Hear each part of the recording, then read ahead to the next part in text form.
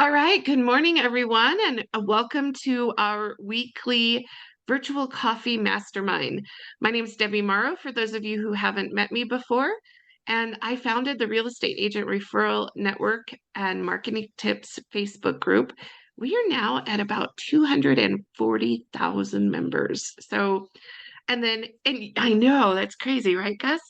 So you guys are all the people I depend on.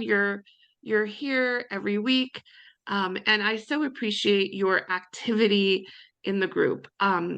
There are referrals being passed back and forth every single day, multiple referrals. I love to see that you guys are working together so closely. So this is an amazing community of just great people. So thank you all for being such an important part of it. This morning, we're going to do something, we're going to have a close friend of mine on the call who's going to talk to us about um, overcoming objections in today's marketplace, right? So there's a lot of objections in today's marketplace. Everybody seems to want to wait for some reason. So let's just, I'm going to have Laura, and you have to know, Laura is just, she is, first of all, a dear friend of mine. She lives right here in Colorado Springs. I'm so grateful for her friendship and the relationship that we've built. And she is, um, she's been in the real estate industry for a really long time in many different facets. I'm sorry, I'm having a hard time speaking today, but she's done many different things, from working from with new construction for a builder and really building their program to selling houses. You know what she's doing today, to being a team lead with Keller Williams, all kinds of different amazing things. So, and Laura has a lot of other things in her background. She's also a John Maxwell coach and a Clifton Strengths coach. So, Laura, please unmute yourself and tell us how we overcome all of those objections. Awesome. Thank you so much, Debbie. It's an honor to be here with all of you. I'm a part of the group and I love being on these calls. I know I've missed several weeks lately, but thank you for having me this morning. So I have a quick question. I don't know if you can see my shirt or not, but does anyone know what the buffalo has to do with charging the storm? Does anyone know? Anybody? Okay. Riders on the Storm. Perseverance. Okay, those are all good answers. So, Gary Keller. huh? Gary Keller. Yes, well, yes, he's always been that trailblazer in charging the storm. But the buffalo is the only mammal that will actually, when faced with a storm or when a storm is coming, the buffalo is the only mammal that will actually run through the storm. All the other mammals, when faced with a storm, run from the storm. And what happens is when they run from the storm, they end up in the storm much longer. But when you charge the storm, you end up getting through the storm faster, and you usually get through it before it picks up more speed and everything. And so this is one of our shirts within Keller Williams, but charging the storm and the buffalo has become really a representation. And for me, just a mental picture of how can I face the storm head on and get through it faster, stronger, and come out the other side. And one of those ways is really practicing our conversations. Be careful saying scripts. There's new regulations coming out about scripts because evidently somebody sued somebody and said, well, so-and-so told me to say this. So conversations, but practicing the conversation so that they become innate to ourselves and feel comfortable and natural.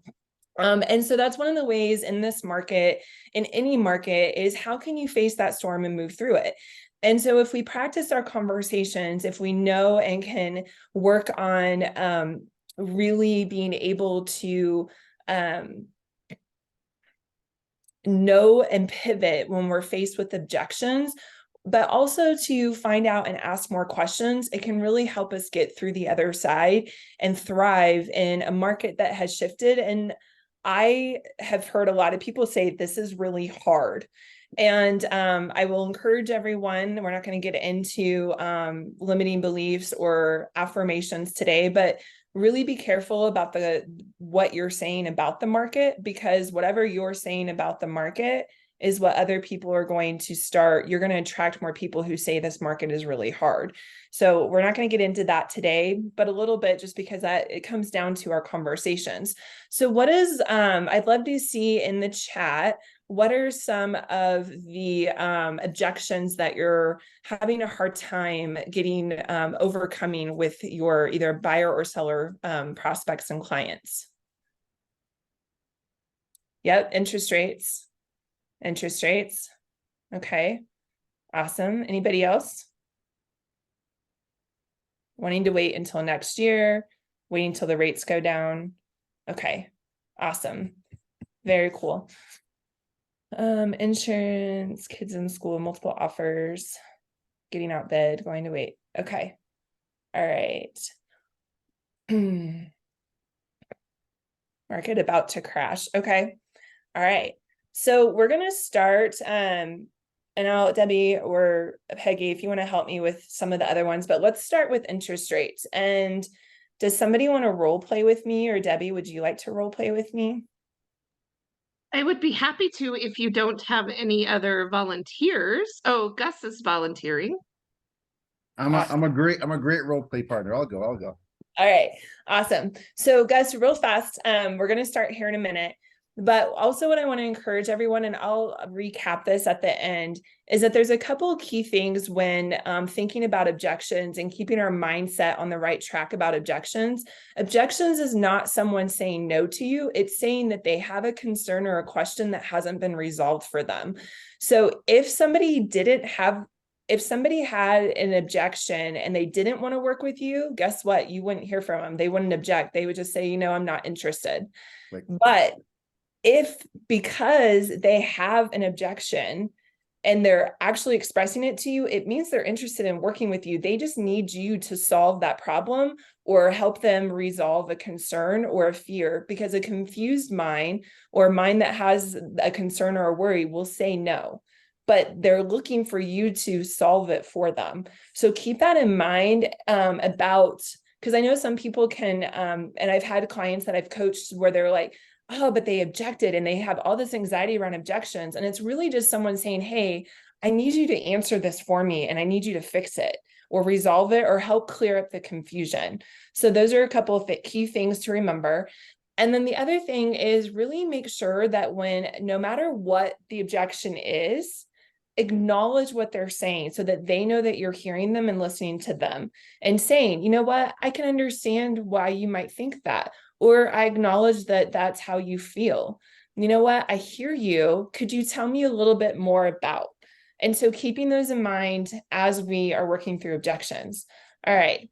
So Gus, All right. let me have it. All right, cool. Hey, Laura. Yeah, I saw your ad, wanted to click and it looks really interesting. But you know what? I just heard from my father-in-law that it's a terrible time to buy right now because of the interest rates, right? And it's really got me bummed out. Gus, I could definitely understand that. I know that, interest rates have definitely increased over the last few months. Could you tell me a little bit more? What is most important to you? Is it finding the right home? Is it the price, or is it your monthly payment? Well, the monthly payment's got to fit in the budget, but I just need more room. We're having another baby and I work from home. So, I'm kind of in a bind here and I'm hearing all this news, right? That, interest rates are going nuts. It's a terrible time to buy. And, my father-in-law has been, kind of badgering me saying, hey, we shouldn't be looking right now. I'm kind of crazy. Yeah, I'm kind of stuck here. Gotcha. So Gus, I'm hearing that it's really important to you to find you have a growing family and you really need some more room in the home. So it's important to you to find that home. But I also hear that you would like to find the home that would be a fit for your family, but also within your monthly budget. Am I hearing you correctly? 100%. I need both. I need both things to kind of pencil in, right? That's awesome. Great. So I would love to go over may I ask you a question? Go for it. So if I was able to help you find that home that's a great fit for your family and it was within your budget, would you be open to moving forward? Well, I mean, I guess so. Okay, because here's something, and I know like when we have rates or can be high, but what we are seeing in the market, and again, we can't guarantee anything moving forward, but on average, homes have appreciated at 4%. So if homes are still appreciating, which we still are seeing that happen even in today's market, that means the price of the home is still going up. I can't guarantee where rates are going to be in 3 months, 6 months, even though they're predicting that next year they're going to go down again. But if the home prices are still going up and interest rates stay the same, then your buying power is actually decreasing. But if you were to buy now, we could find that perfect home for you within your budget, then you're able to actually benefit from the appreciation of that and then refinance that rate when they go down. And one of the other options is I can always help you with the negotiation process of negotiating a 2-1 buy down so that the seller actually is contributing to paying down your interest rate to help with that as well. Are those options that you would like to look at? I didn't even know that was a thing. Yeah, I would love to learn more. Yeah, I would love to help you. Great. All right, cool. Woo, yay. Yay, awesome. Thanks, guys. Where's- So did anyone, I'd love to see in the chat or feel free to share, did anyone pick up a couple of key things that I did within that conversation with Gus? Marion, yes. Yes. Yep. Redirect. So I did pivot. Yep. One of the things though is I always make sure find out questions where they're coming from and what's important to them. Because when you find out what's important to them, then you can pivot to answering and clearing up the confusion and hearing that concern of, well, am I going to be able to find that home for my family that I really need right now within my budget? And then acknowledging that, hey, yes, I know where interest rates are at, but if we can find the home within the budget, does the weight on the interest rate becomes less? Plus, then there's options to help them lower that interest rate. And then I was just going to say, I like what Dean said in the comments. You got him off the interest rate and over to the payment amount. Yes, absolutely. The statistics show that almost 90% of all people are the payment's more important than the interest rate. And then what I also did is I tied it back to, I moved it also a little bit from logic over into emotion and tied it into his why, which is really important. So in your seller and buyer consultations, ask them lots of questions like, what is it that you're looking for? What's your time frame? Why? What about that is important to you? What about the price is important to you? What about the backyard is important to you? Oh, you have dogs, great. Or you have little kids and you want a great place for them to play. All of that helps to find out more to then help them throughout the process of looking for a home, buying for a home, and it keeps them tied into what's really important for them. The why trumps everything, yes. And remember, people don't buy off of logic, they buy off of emotion. They buy off of what's important to them and what their needs are, and people are still buying because of the all the different D's. I don't know if everyone, but there's divorce, death, diapers, diplomas, dollars. So, and then in certain markets, like we have here in Colorado Springs, we have deployments. And so those D's never go away. They're always there. Talk about their needs, values, desires while you build rapport. Yes, Peggy, definitely. All right, let's see. What was one of the other ones? Oh, the market's going to crash. I've been hearing that one a lot too. Anybody want to role play that one with me? I'll do that. Okay, awesome. Danny, all right. Let's Okay. go. Hi, Laura. Great to meet you. Great to meet you too, Danny. So I do want to buy a property, but I've been hearing all these experts saying and I guess I don't know, experts telling that the market is going to crash. And so I'm concerned about that. The last time I bought a property, that happened. Basically, I bought high thinking it was going to go higher, but then it went down. And I was sitting on a property upside down. I was able to get through that by just kind of waiting, but I still ended up selling the property at a loss. And I don't want to have to do that again. Yeah, I can understand. I know that that was a really tough time, and I'm really sorry to hear that you went through that.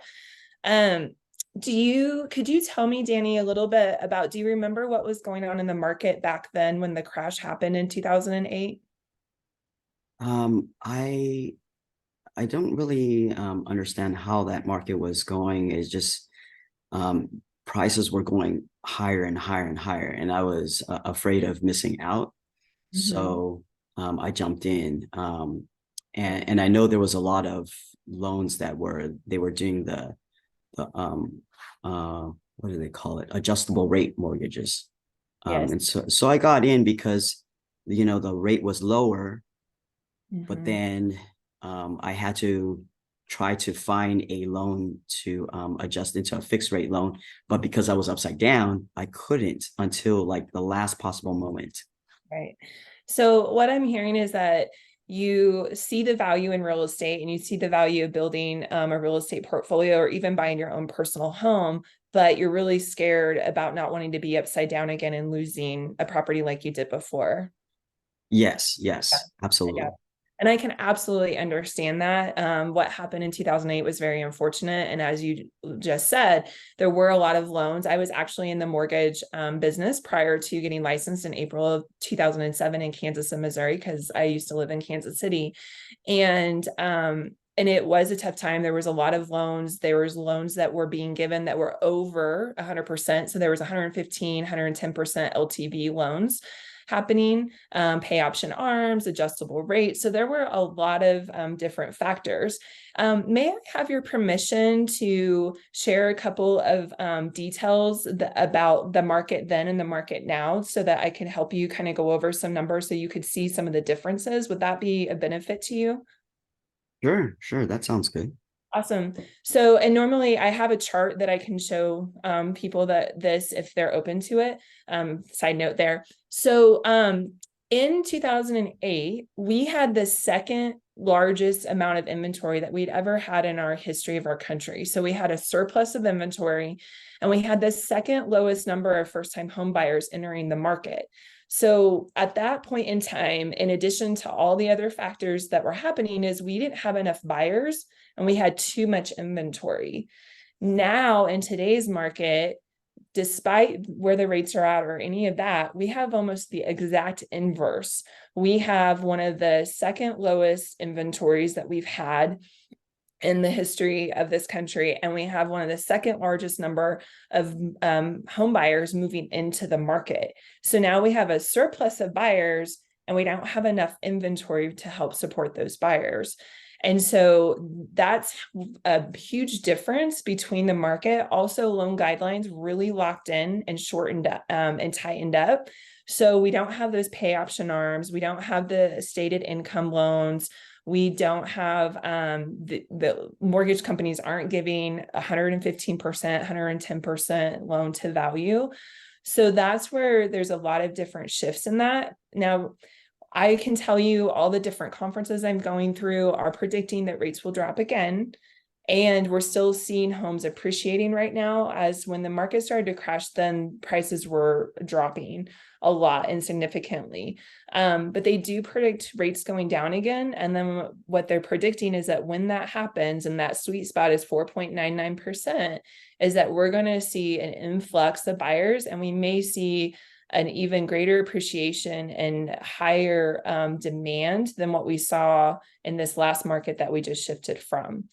So those are just some of the facts and data. And I know that doesn't necessarily take away the concerns, because again, we cannot predict the future.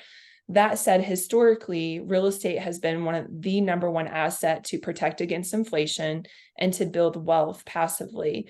So if we could, let me ask you, Danny, if we could find a home and get it for a good value and know that you're paying at or less than what it's currently appraised at, and we're making sure that you're at a good loan to value, and if it's a rental property or personal home, if we could also look at exit strategies for you, just in case something were to happen in the future, would that be something that you would be interested in looking at? Yeah, that would be, I like the exit strategy. If there isn't an exit strategy, I think that would be concerning still, because again, I don't want to be upside down. I probably would want to get a fixed rate loan so that I Sure. don't have to worry about where the market goes. But yeah, Absolutely. exit strategies would be important. Wonderful. I love that. Are you looking to build a bigger investment portfolio?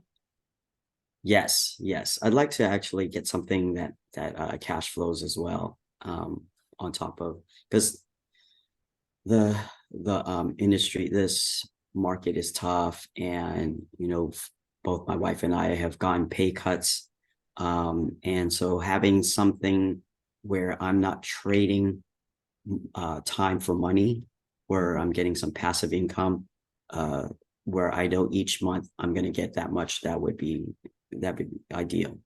Wonderful. Well, I love helping, and I actually educate a lot of people about building wealth through real estate. So I'd be happy to look at that and really evaluate and make sure something can cash flow for you, and making sure that you're buying in the right markets. And there's definitely some markets that are more difficult than others. So I'd love to learn more about what's important for you and your wife. And if I can show you a way to do that, and making sure that we're in a fixed rate mortgage and that you have exit strategies with cash flow, would you be willing to move forward?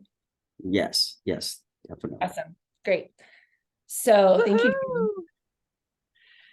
Great job, Laura. Thanks. Yes, thank you, Laura. My pleasure. So also something that I did in both conversations that we didn't ask about is I asked for permission to ask them questions.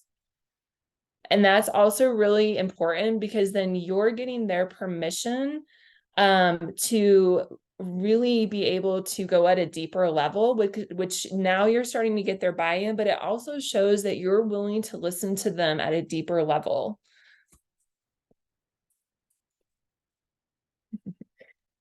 All Laura, right. somebody did ask about where the interest rate's at 4.99, Mm-hmm. where that information is. Yeah. So I can go back. I've been to multiple different conferences. We've at Keller Williams, whenever we have we have what's called State of the Rate. I don't actually have physical information that I'm from there, but I can get you some more, some different economists and different people. I can get it to Debbie after this, that you can go and look at. But I'm really big in the investor world and investor community. And that's really where they see rates going to is next year. And granted, we can't guarantee anything. There's a lot of different things happening, but they really do see rates getting back down. And as soon as they hit that 4.99%, everyone is predicting that they're going to, we're going to see a bigger feeding frenzy, so to speak, than what we saw in 21 and 20. And that's like all of my friends in the investor community are like, buy as many single family homes as you possibly can, because what they're predicting, and this is what multiple real estate investors who've been in the business a long time are doing, is that if, let's say you buy 30 homes in the next 3 years, in the next 3 to 6 or 7 years, they predict you could sell half that portfolio and pay off the other half and have a debt-free portfolio of 15 homes cash flowing. So everyone's like, is this the right time to buy? And I'm like, it's always the right time to buy real estate. We have kind of a running thing, marry the house, date the rate, because you can always refinance the rate, but you cannot refinance the price of the home. And so making sure that you're buying right is really important. And historically, home values have always appreciated at a minimum of 4%. And we're still seeing that even in today's market nationally. As an overall national average, homes are still appreciating at a minimum of 4%.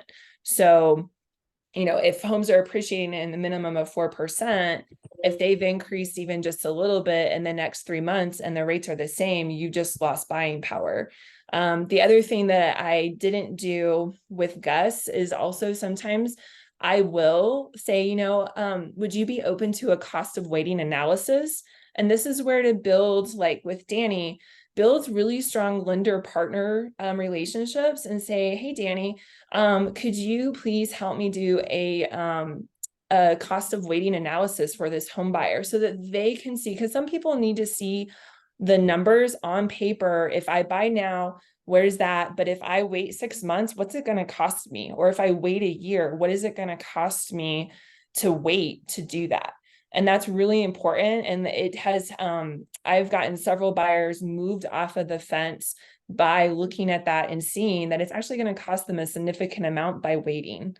But some people need to see that and be able to have a conversation and express their concerns and their fears, and then have you answer those questions. Well, Laura, I have a quick question.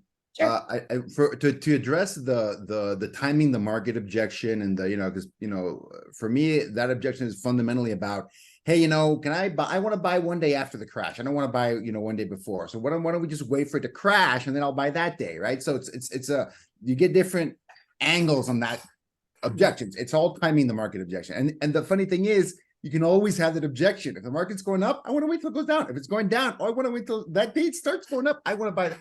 So that objection always exists, which is, I think, is the punchline. But Yes. but to address that, one thing I've used in the past, and this is, I don't know, I want to get your take on this, is, for example, I tell a personal story. I go, you know what? I totally understand.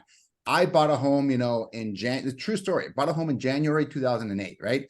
The builders were giving incredible incentives. They just wanted to get out. They, you know, $20,000 to buy down my rate.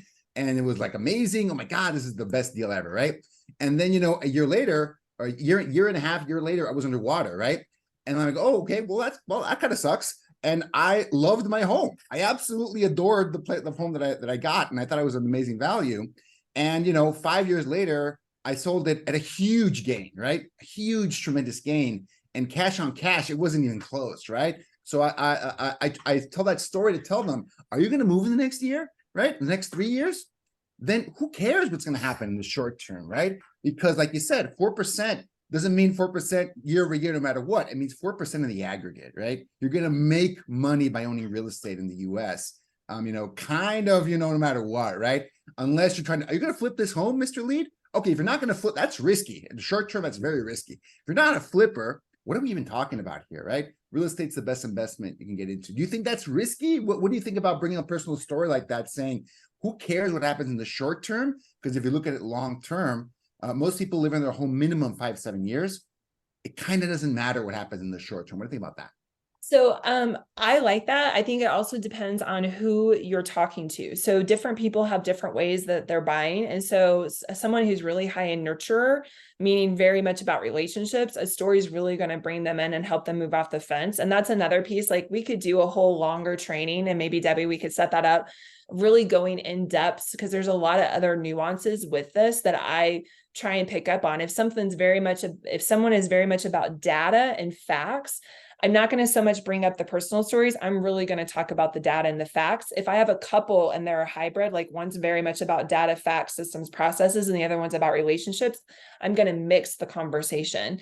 And so those are pieces. And that's why it's really crucial to have these really good buyer and seller consultations up front, when you can pick up on what's important to them, what's their why. And oftentimes, if you're having these really good seller and buyer consultations up front, you're answering their objections before they even have to object to them. You're helping cover, because you're asking questions, you know, hey, Gus, I'd really love to know, like, what do you think about the market today? You know, I ask my clients up front, like, what do you think about the market today? And I have a whole conversation with sellers about where they help me price their home. They actually tell me, and that's a whole other training that we could do, but I'm getting their buy-in and ownership. I want my clients to have ownership of their decisions and where they're at. And so I do pull in stories when it's the right time and the right client with the way their personality is and the way that they buy. The other thing is I also like to do a diagram and go over like the history. So when rates drop, prices go up. When prices go down, rates go up. So either way, there's always this fluctuation. You don't get to have the best of both worlds. And so I love to have that conversation about that too, of like when rates were low, prices started going up. But then also what was happening is people were getting beat out of homes that couldn't offer $50,000 appraisal gap or cash, in addition to all their down payment and closing costs. And so then people got priced out of the market that way too. And so it's really about those conversations and helping people see the benefits of where they're at today. But by taking where we're at today and then finding out what's their short-term goal, what's their long-term goal, and how do you tie that into now? But also, guys, our job, and this is my belief, my job is not to sell a house. My job is to find out as much information about my clients so that I know how to best serve them and provide them the most amount of possible expert knowledge, wisdom, tools, and resources, which can be other people as well, so that they can make the best decision for themselves.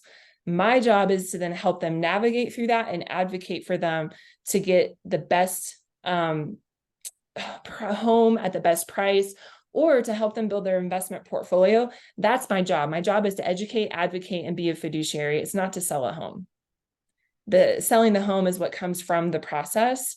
And so when we do that and we really know what they're needing, what they're looking for, then we know how to help them through that process, overcome their fears, overcome their concerns, protect them from making a bad decision by helping guide them through here, based off what you're telling me, I think this, and this is what will help you get to where you want to go.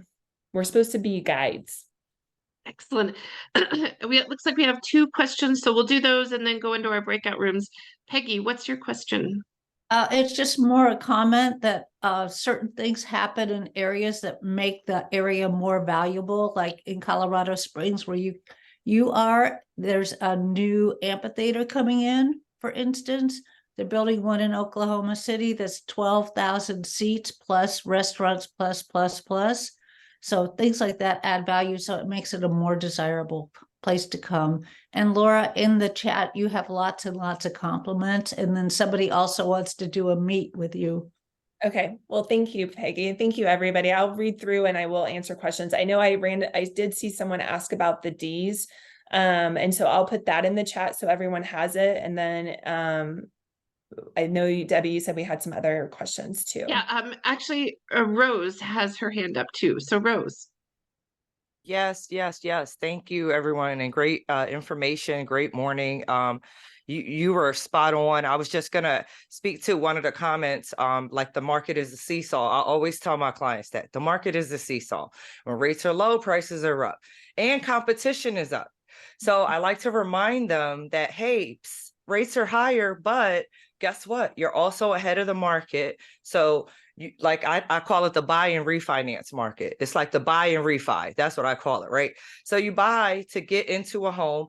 If it checks your box, bedrooms, baths, and fits your budget, would you consider it? Great to Laura's point. Then in certain cases, I even find out what it is to buy down the rate, right? And then we might add that to the offer. So that way we can ask the seller to offer those funds back to help the client buy down the rate. So those are just some strategies that I like to impose, because of course, if you bring that to if the rate is the issue and you bring that to the seller and the seller's getting a good price, they'll be willing to work with that particular client.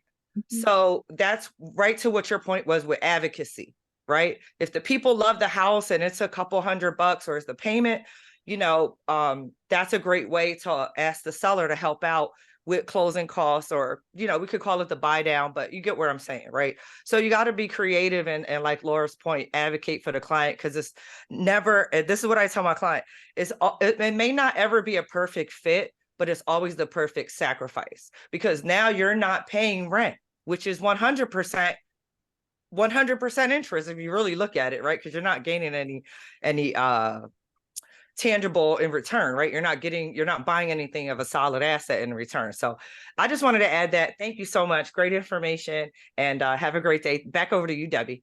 Thank you. My pleasure. All right, thanks guys. Okay, so I am just kind of moving people around here in breakout rooms so that they're kind of evenly split.